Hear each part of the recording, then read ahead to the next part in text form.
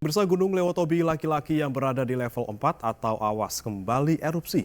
Erupsi yang disertai getaran dan gemuruh kuat ini menciptakan ketinggian kolom abu hingga 1.000 meter.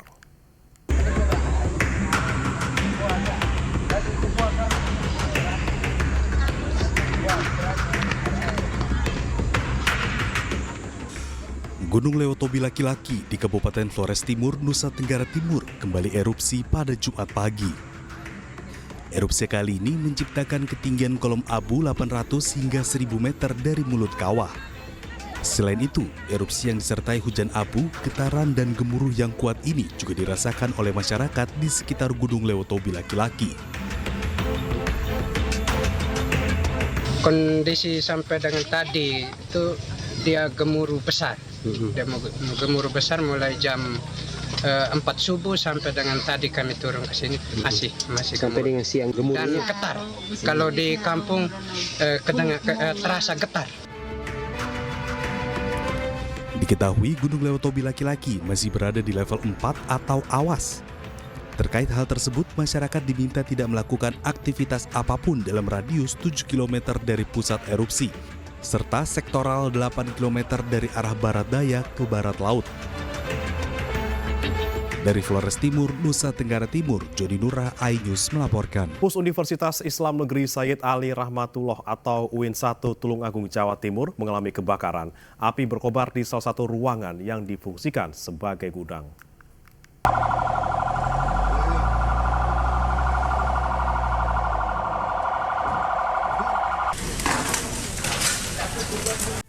Kobaran api dan asap hitam mengepul dari salah satu ruangan di lantai 1 gedung Saifuddin Zuhri, Kampus Universitas Islam Negeri Sayyid Ali Rahmatullah atau UIN 1 Tulungagung Jumat pagi. Upaya pemadaman oleh petugas keamanan kampus yang menghabiskan belasan tabung alat pemadam api ringan atau APAR tidak membuahkan hasil. Pihak kampus kemudian melaporkan kejadian kebakaran ke Dinas Pemadam Kebakaran dan Penyelamatan Tulungagung. Dalam waktu 30 menit, api berhasil dipadamkan setelah 2 unit mobil pemadam dan 1 unit truk suplai air dikerahkan ke lokasi. Beruntung api tidak sampai merembet ke ruangan lainnya. Menurut polisi, penyebab kebakaran ruangan yang difungsikan sebagai gudang ini diduga akibat korsleting listrik. Setelah kita melaksanakan olah TKP bersama tim Inafis Polres Tulungagung dari disimpulkan bahwa diduga api dari panel listrik yang ada di dalam gudang tersebut. Jadi di dalam ruangan itu isinya gudang-gudang bekas dan juga biasa digunakan untuk solar. Polisi juga memastikan tidak ada korban jiwa dalam kebakaran ini, sementara kerugian yang ditimbulkan ditaksir mencapai 150 juta rupiah. Dari Tulungagung, Jawa Timur, Anang Agus Faisal, iNews melaporkan.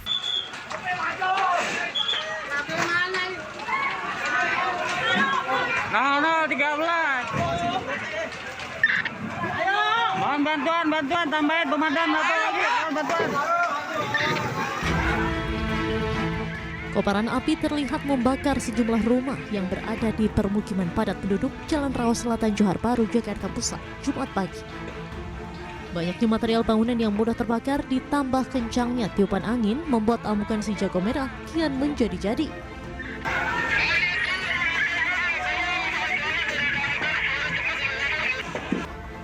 Warga sekitar pun panik lantaran teriknya matahari pagi dikhawatirkan dapat membuat kebakaran semakin meluas.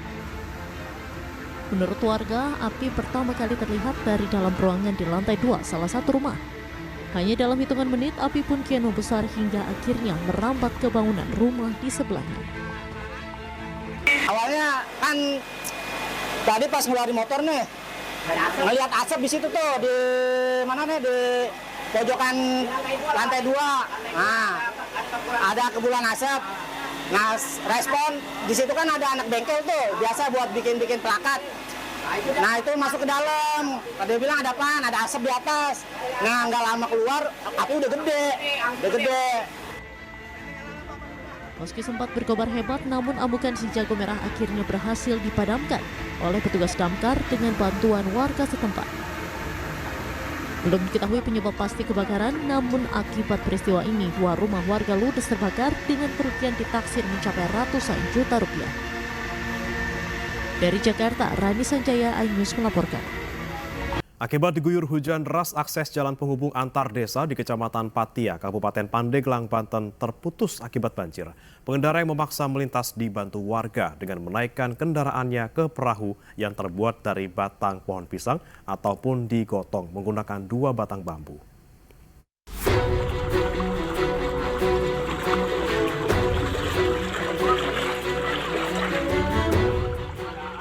Hujan deras menyebabkan Desa Jawi, Kecamatan Patia, Pandeglang, Banten terendam banjir. Banjir dengan ketinggian air 50 cm tersebut menghambat aktivitas warga. Banjir yang disebabkan luapan sungai Cilemer yang memutuskan akses jalan yang menghubungkan antara desa di Kecamatan Patia, meski sudah sering terjadi, namun pihak terkait belum melakukan penanggulangan bencana banjir. Sementara agar bisa melintasi, warga terpaksa menggunakan jasa penyeberangan, yakni dengan gerbong pisang dan dipanggul sepeda motor dengan membayar seikhlasnya.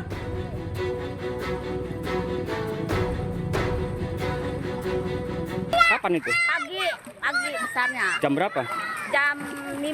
Gak bisa itu naik itu tuh. Naik ke debong tuh. Ke Debong. Itu berarti harus bayar dong, Bu ya? Bayar. Seikhlasnya bayar, gak dipatok. Oh, gitu ya. Kasihan aja sama yang dorong-dorong gitu. Warga berharap pemerintah segera mengambil kebijakan untuk membangun tanggul penahan banjir agar sungai tidak lagi meluap ketika terjadi hujan. Dari Pandeglang, Banten, Iskandar Nasution, iNews melaporkan. Diguyur hujan, jalan lintas Sumatera di Mandailing, Natal, Sumatera Utara ambles. Bencana tebing longsor juga terjadi di Kecamatan Penyambungan Selatan hingga memutus akses jalan provinsi.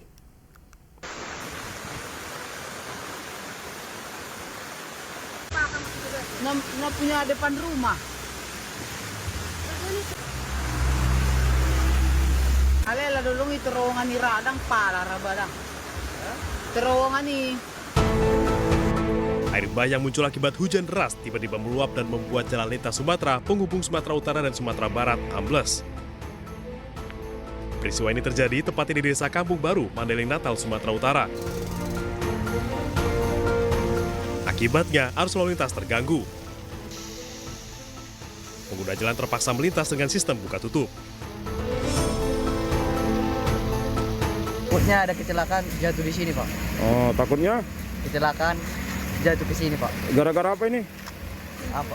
Datang hujan, Pak. Terus? Jadinya longsor. Longsor ya? Ya, Pak. Hancur gitu ya? Ya, Pak. Oke. Belum ada perbaikan? Belum ada, Pak. Tidak hanya jalan ambles, hujan juga mengakibatkan tebing longsor di Kecamatan Penyambungan Selatan.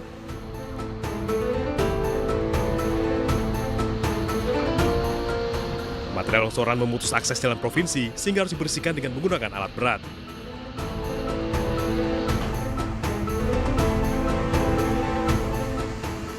Dari Mandailing, Natal, Sumatera Utara, Ahmad Hussein Lubis, iNews melaporkan. Pemirsa, banjir melanda Desa Patemon, Kecamatan Tanggul, Jember, Jawa Timur. Derasnya arus air menutupi halaman dan jalanan kampung.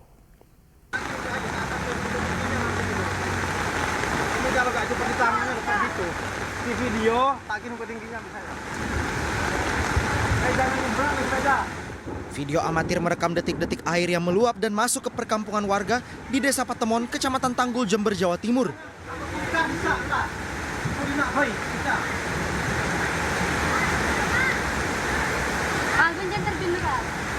Terlihat derasnya arus air menutupi halaman dan jalanan kampung. Pasca kejadian ini, petugas dari TNI, polisi, dan perangkat desa setempat memeriksa lokasi kejadian. Hujan lebat itu jam 2 itu. Baru terjadi banjir itu. Itu jembatannya itu kurang besar itu, Pak. Jadi air itu balik gitu. Yang dari sungai kecil, tapi kalau hujan besar itu, Pak.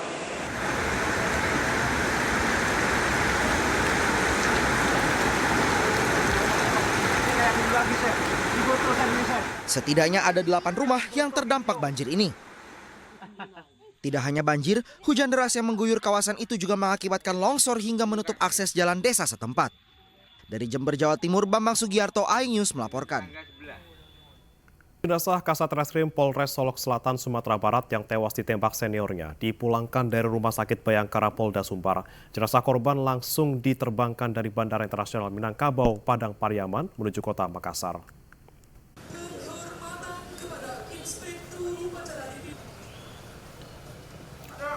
Jenazah AKP Rianto Ulil Ansar dilepas secara kedinasan yang dipimpin oleh Kapolda Sumbar Irjen Pol Suharyono di Rumah Sakit Bayangkara Polda Sumbar. Jenazah korban akan diterbangkan dari Bandara Internasional Minangkabau, Padang Pariaman menuju kota Makassar untuk disemayamkan. Sementara itu Kapolda Sumbar menyatakan masih memeriksa pelaku yakni AKP Dadang Iskandar, Kabak Ops Polres Solok Selatan untuk mengungkap motif penembakan. Juga sementara penembakan dipicu karena korban menindak pelaku tambang galian C di Solok Selatan yang dibekini oleh pelaku. Ditpropam Polda Sumbar juga telah memeriksa 5 orang saksi.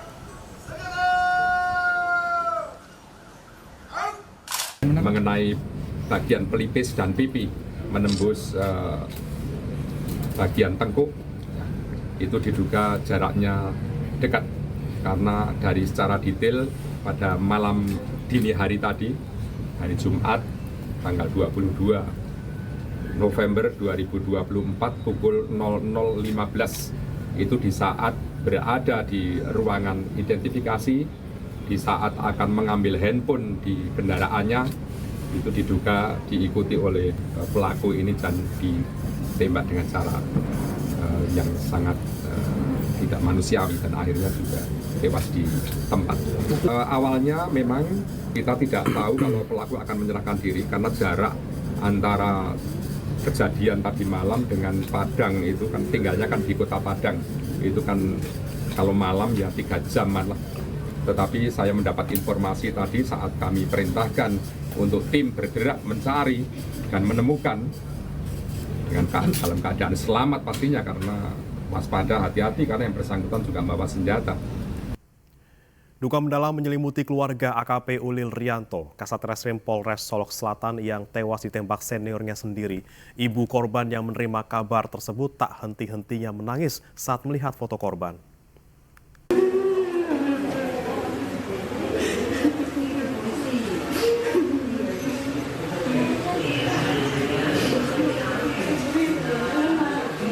Isak tangis ibunda AKP Ulil Rianto tidak terbendung usai mengetahui putra tercintanya tewas usai ditembak seniornya sendiri.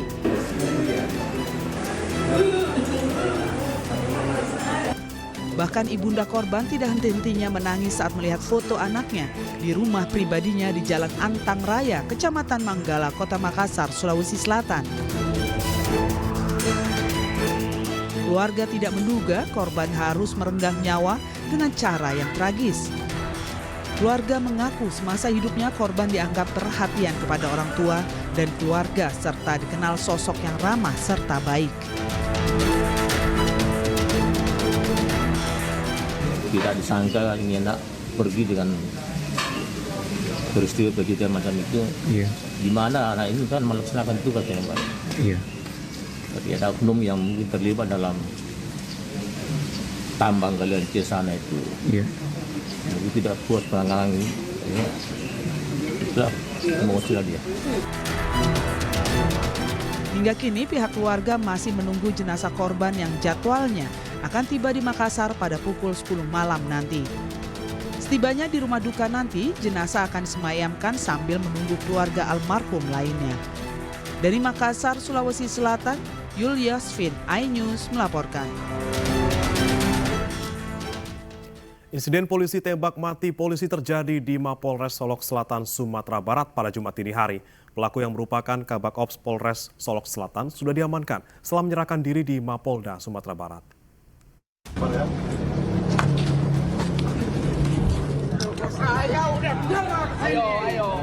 Ayo, apa kamu? Beginilah situasi saat di mana pelaku AKP Dadang Iskandar menyerahkan diri di Mapolres Solok Selatan. Dirinya sempat melawan saat dipaksa ditarik untuk diamankan. Datang udah baik-baik. Publik dikejutkan dengan peristiwa polisi tembak polisi yang terjadi di Mapolres Solok Selatan, Sumatera Barat Jumat dini hari, 22 November 2024. Kasat Reskrim Polres Solok Selatan AKP Rianto Ulil Ansar ditemukan meninggal dunia di pelataran parkir Mapolres Solok Selatan usai ditembak oleh Kabakops Polres Solok Selatan AKP Dadang Iskandar. Diketahui korban mengalami luka tembak di bagian kepala sebelah kanan dan dibawa ke Rumah Sakit Bayangkara, Polda Sumatera Barat. Polisi masih mendalami peristiwa ini, di mana pelaku telah diamankan. Polisi juga mengamankan senjata api yang dimiliki pelaku yang diduga digunakan untuk menembak korban. Diduga pukul 00.15. Barang bukti yang kita amankan apa aja, Pak? Barang bukti yang bisa kita amankan ada mobil kendaraannya yang untuk perjalanan dari Solok Selatan ke Padang. Kemudian senjata api, jenisnya ya senjata api dinas. Ya, dan juga magazin berisi 15, sudah digunakan 9, yaitu 2 pada yang diduga dilakukan oleh tersangka ini kepada korban, dan yang 7 sedang kami dalami.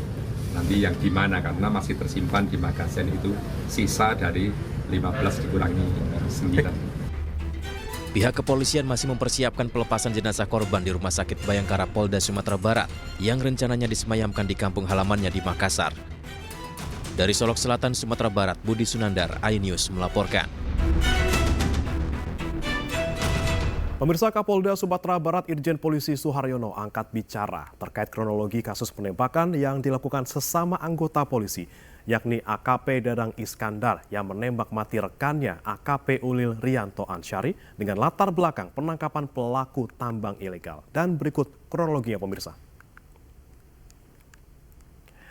Peristiwa berawal saat Satreskrim Polres Solok Selatan AKP Ulil Rianto Ansyari menangkap seseorang yang diduga pelaku tambang ilegal galian C di wilayah hukum Solok Selatan. Kemudian korban AKP Ulil Rianto kemudian pergi keluar ruangan untuk mengambil handphone yang tertinggal di dalam mobilnya.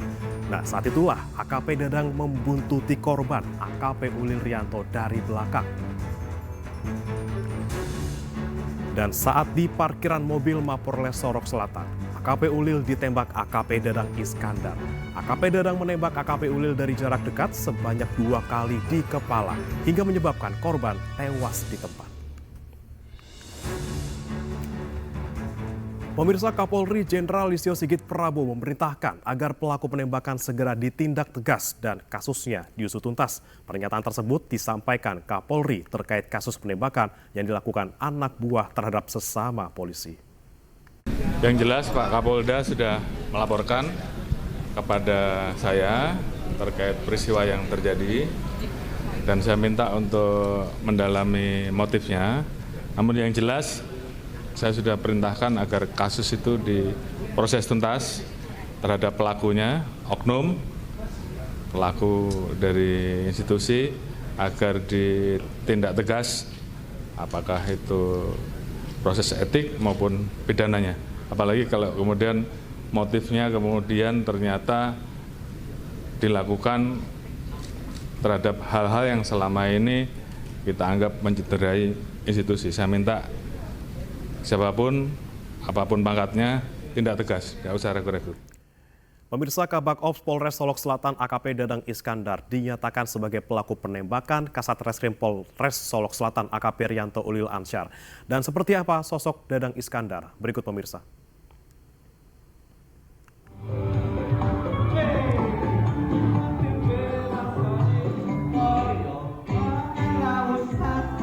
Dan pemirsa, berikut ini adalah video berdurasi 25 detik dalam acara serah terima jabatan di Polres Solok Selatan. Kabak Ops Polres Solok Selatan AKP Dadang Iskandar yang merupakan pelaku penembakan terhadap Kasat Reskrim Polres Solok Selatan AKP Rianto Ulil Ansyar paling aktif berjoget dalam video ini. Sementara anggota polisi lainnya hanya berjoget ringan saja. Dadang Iskandar diduga melakukan aksi penembakan karena tak senang korban menangkap pelaku tambang ilegal.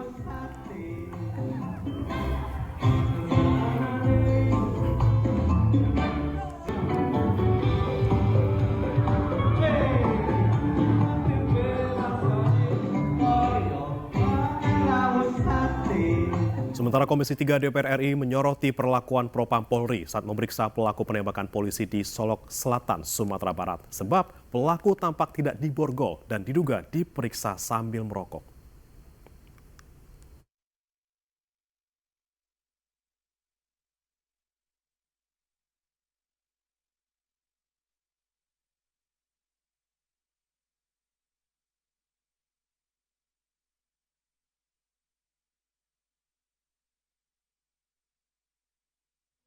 Menewaskan Kasat Reskrim Polres Solok Selatan AKP Ulil Rianto Ansyari.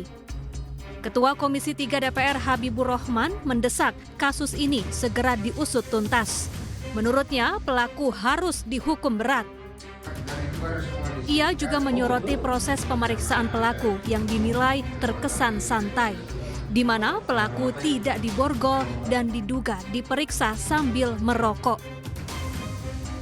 Dan kami mengutuk keras perilaku brutal oknum Kapak Ops tersebut yang melakukan penembakan. Kami meminta peristiwa ini diusut secara tuntas. Bagaimana pelaku dengan santainya berjalan ketika dibawa mungkin menuju suatu tempat di lingkungan Polda Sumbar yang bisa diputar, nanti teman-teman lihat ya. Saya kasih, dia berjalan tanpa dikawal, tanpa diborgol. Begitu di dalam ruangan terlihat sepertinya dia merokok dan menggunakan jaket, tidak pakai rompi tahanan, tidak diborgol. Ini propamnya bagaimana bekerja di sana? Standarnya seperti apa? Ini peristiwa yang sangat serius, membunuh orang dengan latar belakang dugaan dia membackingi tambang ilegal. Nah, harusnya seperti apa? Ini harus akan menjadi evaluasi bagi teman-teman yang di sana. Perwakilan Komisi 3 DPR juga akan datang langsung ke Sumatera Barat untuk mengunjungi rumah duka dan mengawasi proses pemeriksaan polisi. Dari Jakarta, tim liputan iNews melaporkan. Terhadap apa yang baik dari segi hukum maupun psikologinya. Maka pada hari ratusan warga berunjuk rasa memblokade jalan lintas Sumatera di Mandailing Natal, Sumatera Utara. Mereka menuntut polisi untuk segera menangkap 3 terduga pelaku asusila yang masih buron. Massa mengaku kecewa dengan polisi yang belum berhasil menangkap pelaku pemerkosaan. Aksi dilakukan dengan berorasi dan membakar ban bekas di tengah jalan. Akibatnya arus lalu lintas lumpuh total. Minta kepada pihak kepolisian agar segera menangkap pelaku, Bang. Karena sudah 1 bulan pelaku tidak ada kabarnya ataupun kami tidak mendapatkan kabar baik itu dari pihak kepolisian. Pelaku apa ini? Pelaku tindak pemerkosaan, Bang, yang ada di RB. Sudah sama-sama kita ketahui itu, Bang. Warga mana ini yang warga desa Pidoli Lembang. Sebelumnya, polisi meringkus seorang pelaku pemerkosaan, sementara 3 lainnya masih buron. Kasus pemerkosaan terjadi di lokasi wisata dengan melibatkan 4 pelaku. Para pelaku memperkosa korbannya yang merupakan warga setempat secara bergiliran. Dari Mandailing Natal, Sumatera Utara, Ahmad Hussein Lubis, iNews melaporkan. Pemirsa, judi online kian meresahkan, tak hanya menjakit orang dewasa. Judi online bahkan telah meracuni 80.000 anak di bawah usia 10 tahun. Judi juga penuh tipu muslihat. Menko Polkam Budi Gunawan mengatakan kemenangan dalam judi online sudah diatur sedemikian rupa. Pemain yang telah menaruh deposit besar dipastikan akan kalah. Pemainnya kurang lebih 8,8 juta masyarakat Indonesia. Yang mayoritas para pemainnya adalah kelas menengah ke bawah. 97.000 anggota TNI Polri dan 1,9 juta pegawai swasta yang bermain judi online. 80.000 pemain judi online yang usianya di bawah 10 tahun. Dan angka ini diprediksi akan terus bertambah jika kita tidak melakukan upaya-upaya yang masif di dalam memberantas judi online ini. Masifnya jumlah judi online ini dapat dipahami karena judi online menurut pakar cyber security itu dapat mendatangkan hormon endorfin yang membuat pemainnya merasakan perasaan senang dan bahagia ketika berhasil memenangkan salah satu permainan judi online ini. Padahal kemenangan itu memang sudah diatur oleh operator-operator judi online agar deposit dananya semakin besar. Ketika depositnya sudah besar, dipastikan pemain akan kalah dan kehilangan uangnya. Artinya apa? Bahwa sebetulnya judi online saat ini itu sudah seperti wabah. Oh, kalau sepencet loh. Unit Reskrim Polsek Tanjung Karang Barat menangkap 2 pria pelaku promosi situs judi online di sebuah rumah di kawasan Kaliawi, Tanjung Karang Pusat, Bandar Lampung, Rabu dini hari. Polisi juga menyita 2 handphone, 1 laptop, 1 paspor, dan 1 unit monitor yang digunakan untuk aktivitas ilegal ini. Kedua pelaku berinisial HF dan MR memiliki peran berbeda dalam membantu promosi situs judi online Kastil 89. MR, 27 tahun, bertugas membuat desain logo dan video berisi konten judi yang akan diunggah di sejumlah media sosial. Sementara HF, 21 tahun, bertugas mempromosikan konten tersebut melalui berbagai akun Instagram dan menautkan situs judi online. Sebelumnya diketahui Agustus lalu, HF baru saja kembali ke Indonesia setelah bergabung dengan jaringan operator judi online di negara Kamboja. Di Kamboja, dan kita juga amankan juga terkait ke perlintasan beliau ke Kamboja, ada paspornya kita juga gitu. Untuk peran yang sempat kerja di Kamboja ini sebagai apa Pak? Di Kamboja sih dia bagian promosi, ya promosi, deh kan. Di kemungkinan juga dia sebagai operator di sana, karena setelah kami tanya bahwa kenapa sih emang kita dari di Kamboja itu pangsa pasarnya Indonesia, jadi makanya operatornya adalah orang-orang Indonesia sehingga supaya bisa mengerti dengan bahasa Indonesia kita. Dalam sebulan, MR bisa menerima upah sebesar 7 juta rupiah dari pengendali situs judi tersebut. Sementara HF mendapatkan gaji hingga 8 juta rupiah saat bekerja di Kamboja. Kini polisi tengah mengembangkan penyidikan guna meringkus gembong utama dalam bisnis gelap judi online ini. Dari Bandar Lampung, Andres Avandi, iNews melaporkan. Pemirsa, Barreskrim Polri berhasil menangkap 1 tersangka yang masuk DPO atau daftar pencarian orang dalam kasus judi online situs W88 di Filipina dan memulangkan tersangka ke tanah air.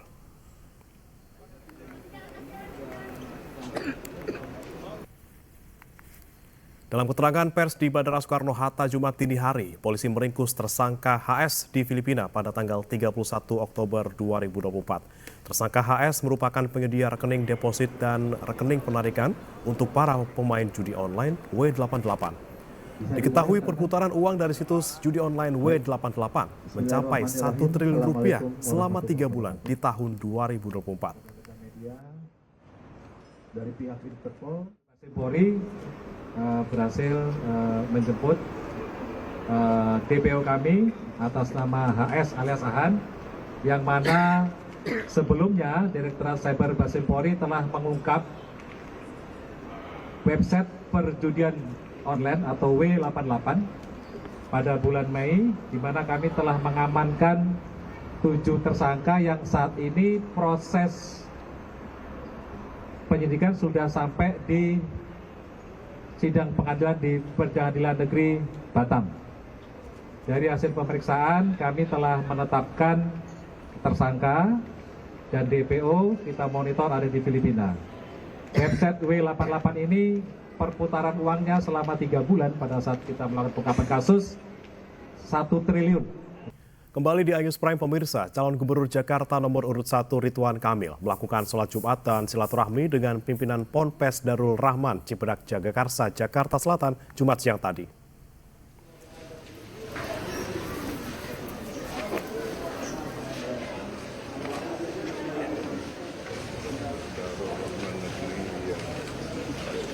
Kedatangan calon gubernur Jakarta nomor urut 1 Ridwan Kamil disambut langsung pimpinan Ponpes Darul Rahman Kiai Haji Syukron Makmun. Selain melakukan sholat Jumat, RK juga bersilaturahmi dengan pimpinan pondok pesantren. Dalam kunjungannya, RK mengaku dirinya sangat diterima dengan baik oleh keluarga besar pondok pesantren Darul Rahman. RK juga menambahkan pertemuannya dengan pimpinan pondok pesantren ini hanya untuk bersilaturahmi sekaligus meminta doa restu kepada ulama jelang Pilgub Jakarta mendatang. Ya, saya hadir di sini bersilaturahmi dan alhamdulillah didoakan yang terbaik apapun takdirnya itu adalah qadarullah, terbaik buat saya pribadi, terbaik buat keluarga, terbaik buat warga Jakarta dan lain-lain. Karena bagaimanapun membangun peradaban ini tidak bisa hanya unsur pemerintahan, tapi unsur-unsur keulamaan, ya, tegaknya negara kan 4 perkara ya, ilmunya ulama, adilnya pemimpin, dermawan orang kaya, dan doa-doa du'afana. Calon Wakil Gubernur Jakarta nomor urut 3 berkampanye di Rusunawa Jatinegara Kaum Jakarta Timur. Dalam kampanyenya, Sidul berjanji meneruskan program gubernur terdahulu Anies Baswedan.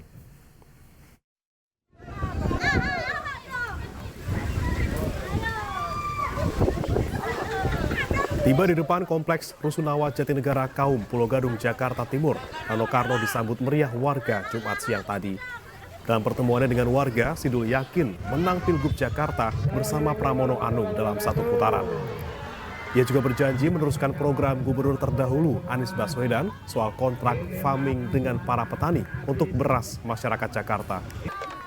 Menjelang masa tenang, Dul juga mengajak masyarakat menyikapi masa tenang dengan bijak. Selain di Rusunawa Jatinegara Kaum, Sidul juga berkampanye di Rusun Jatinegara Barat. Dul juga meminta penghuni rusun untuk menyampaikan aspirasinya melalui jaring asmara atau aspirasi masyarakat Jakarta.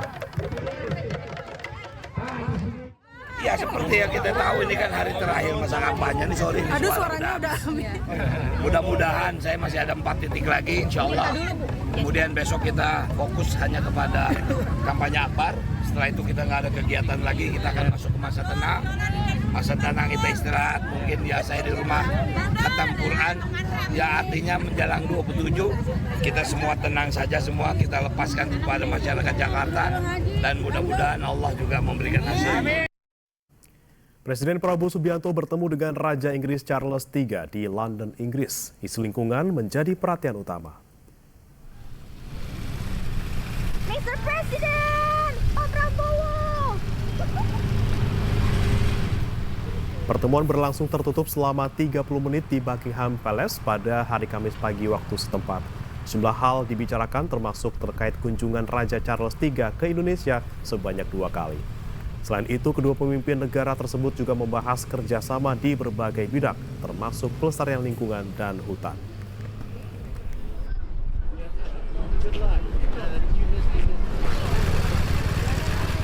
Tentunya ini kan kunjungan kehormatan ya, saya datang dan beliau sangat perhatian terhadap lingkungan, terhadap pelestarian hutan, pelestarian alam. Di situ kita banyak persamaan. Saya mengatakan saya sangat mendukung dan kita akan kerjasama. Beliau menyarankan saya jumpa dengan beberapa tokoh dari jaringan yang beliau telah bangun bertahun-tahun untuk memajukan masalah ini. Beliau sudah ke Indonesia 2 kali dan saya mengundang beliau untuk datang lagi.